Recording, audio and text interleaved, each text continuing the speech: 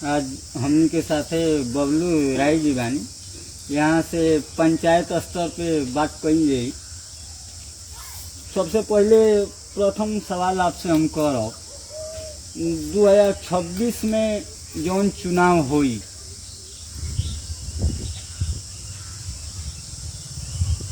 जनता के मुद्दा का रहे के चाहिए?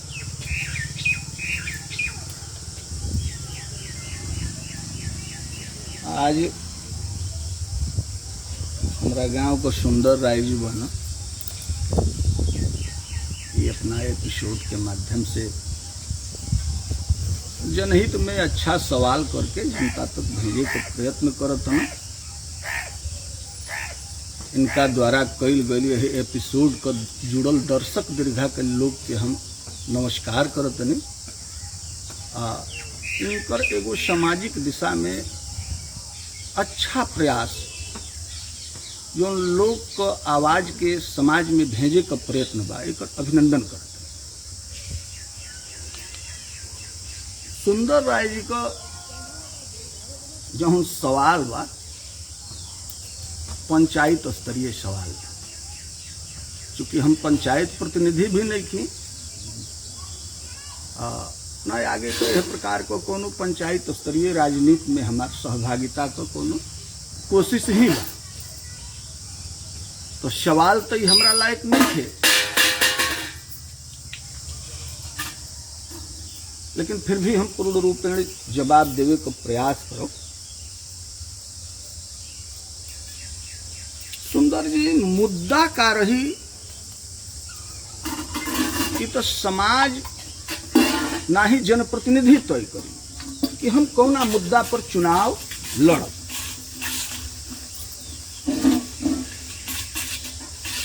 तब प्रतिनिधि के बा कैसे बा, अब तक कर रहो प्रतिनिधि वो चाहे वर्तमान होखे या ओकर पूर्व को पीढ़ी रहे, अगर वो महत्वाकांक्षा पालता कि ना हमरा पंचायत स्तरीय चुनाव में हमार सहभागिता रही, हम उनमें नेतृत्व करे पर इच्छा पालत नहीं, तो ये जवाब तो उन लोग से होके के चाहिए। शेष आगे पूछ। मुखिया जी के कार्यकाल से आप कितना खुश बने? हाँ देखिए, डुमडुमा पंचायत के भीतर जब से सन 2000 से चुनाव को पंचायत स्तरीय प्रक्रिया प्रारंभ हुआ, तब से अब तक कई लोग मुखिया भइल। तो रउआ मुखिया जी को पूछत नहीं तो कौन मुखिया जी? अभी वर्तमान में जे मुखिया बाटे विश्वामित्र सिंह।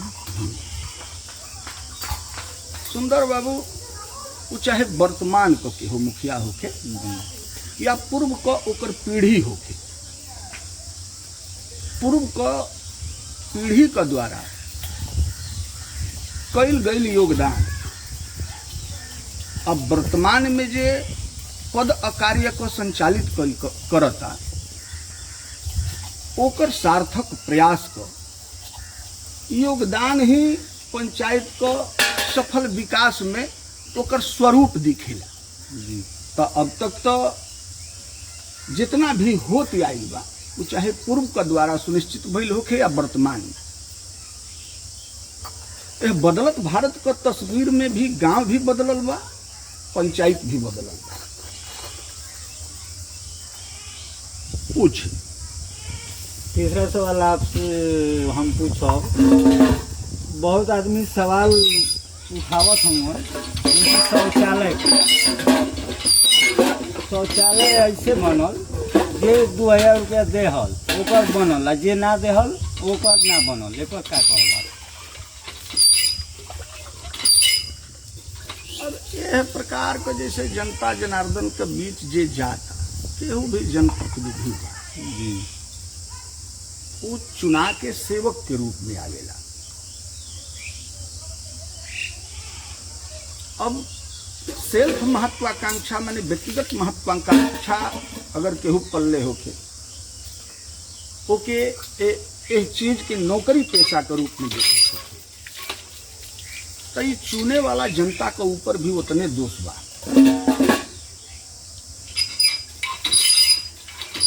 सेवा का समर्पण विचार जनप्रतिनिधि के भीतर होके के चाही। अगर ऐसा नहीं थे तो फिर वह चुनाव पर सवाल खड़ा हो और जनता यह बात के विचारी कि हमारे चुनाव जौन बा हम जी के चुननी प्रतिनिधि के रूप में हमारे चुनाव सही बा।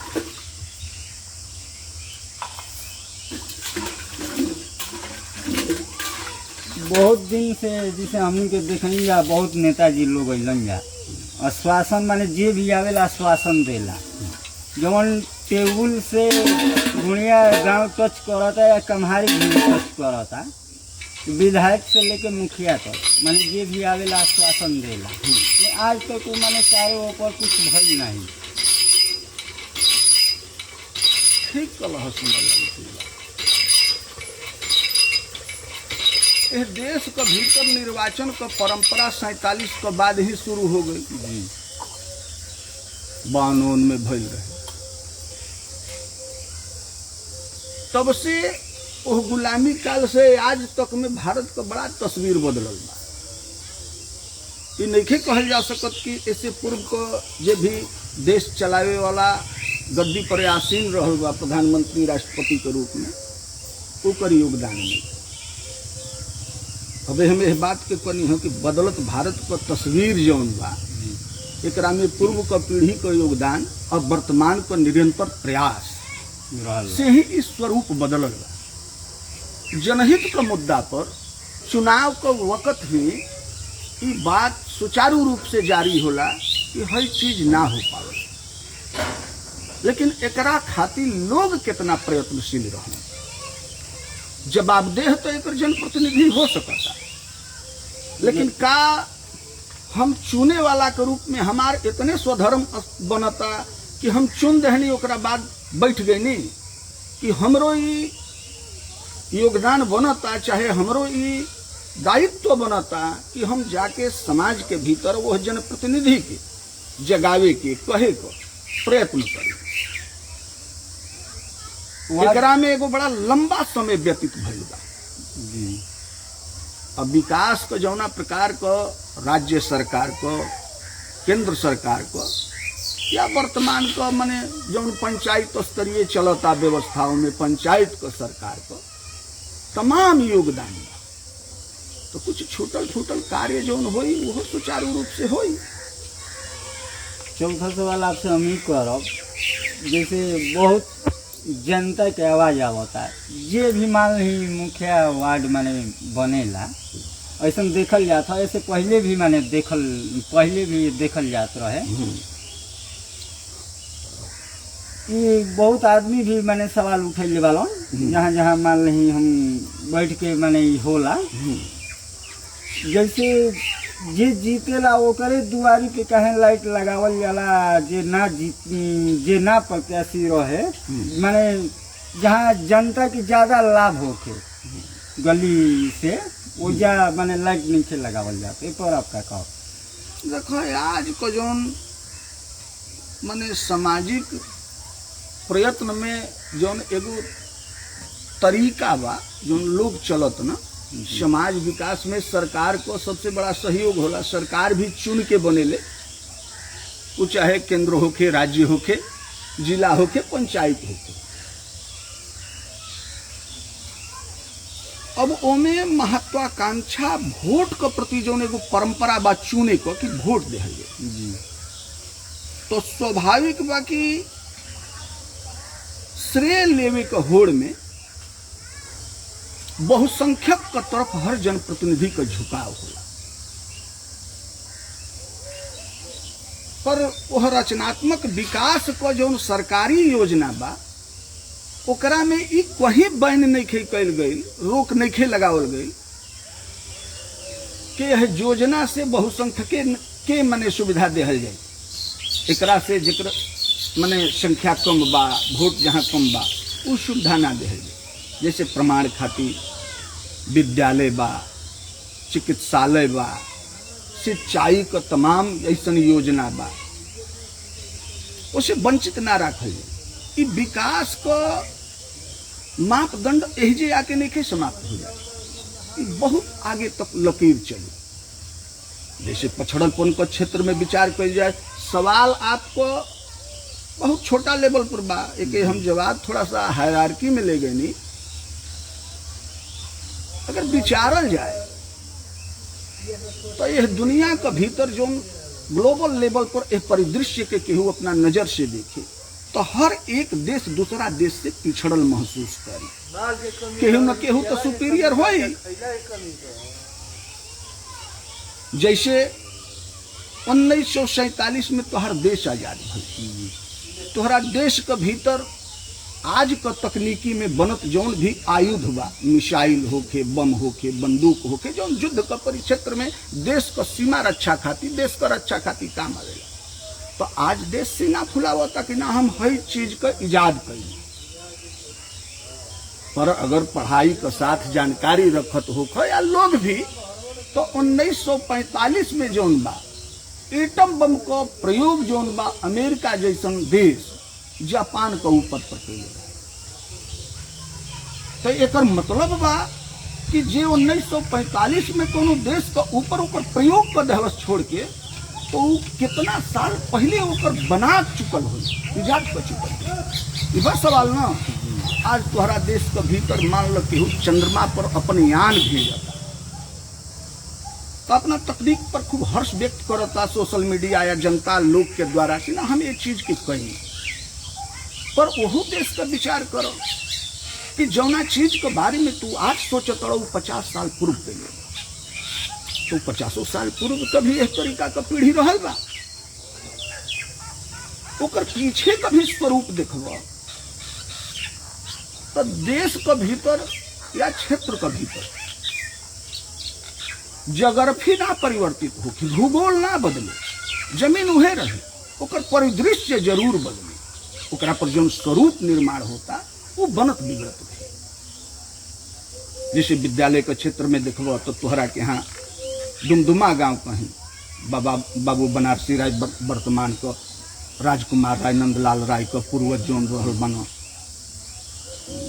करीमन राय, देवराज राय, उनकर कैली योगदान के कारण से बहुत अच्छा विद्यालय डुमडुमा में जहिया देश गुलाम रहे तहिया बनल रहे।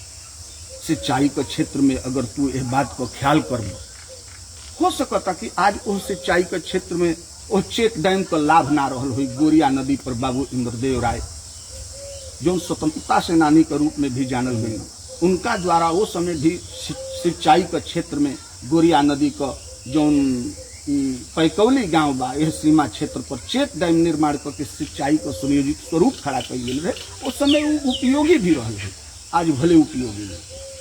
जैसे तोहने लोग का परिवार को रामकरपुर उत्क्रमित मध्य विद्यालय जोन बा, ये सब लोग सुने ल जाने ल कि तुम लोग का पारिवारिक प्रॉपर्टी रहे, जो स्व उपार्जित संपत्ति के द्वारा कैल गई बहुत बड़ा योगदान, वो एगो कहीं बलिदान से कम नहीं थे।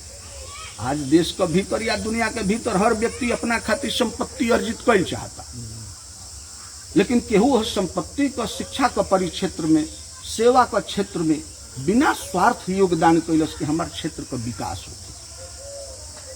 वो चाहे गुणिया का विद्यालय रहल होके, तिलेश्वर चौधरी का परिवार सेक्रेटरी साहब का नाम से जानल जात रहा, वो चाहे बाबू रामायण राय बन का बहुअरा, तो तमाम ऐसा सरकार को घड़ी उतना बजट ना रहल, वो समय भूमिदाता लोग अपना से कोशिश करके संपत्ति दान करके भूमि दान करके इस चीज में बहुत योगदान किए। आज को नया वर्तमान को जो पदधारी लोग बनो, ओकरा पर बजट के हिसाब से सरकार को आवे वाली तमाम योजना को आगे बढ़ावे में प्रयत्नशील बनो। जैसे वर्तमान में तुरंत एहजा स्नातक महाविद्यालय का स्वीकृति भइल है, तो ऐसे नहीं है कि सरकार को कोनो गुणकारी या लाभकारी योजना कोनो व्यक्तिगत निश्चित स्थान खाते ही होला। पूरे सूबे बिहार में 208 प्रखंड में ऐसा स्नातक महाविद्यालय को स्वीकृति मिलल बा, जौना में नुआ प्रखंड का गुणिया सर्वोदय उच्च विद्यालय भी बा। 2025 में ही सरकार के द्वारा ई स्वीकृति मिलल बा। चलिए तो यहाँ के बबलू राय जी रहनी हमन के सामाजिक स्तर पे माने बातचीत भइल कार्यकाल के बाद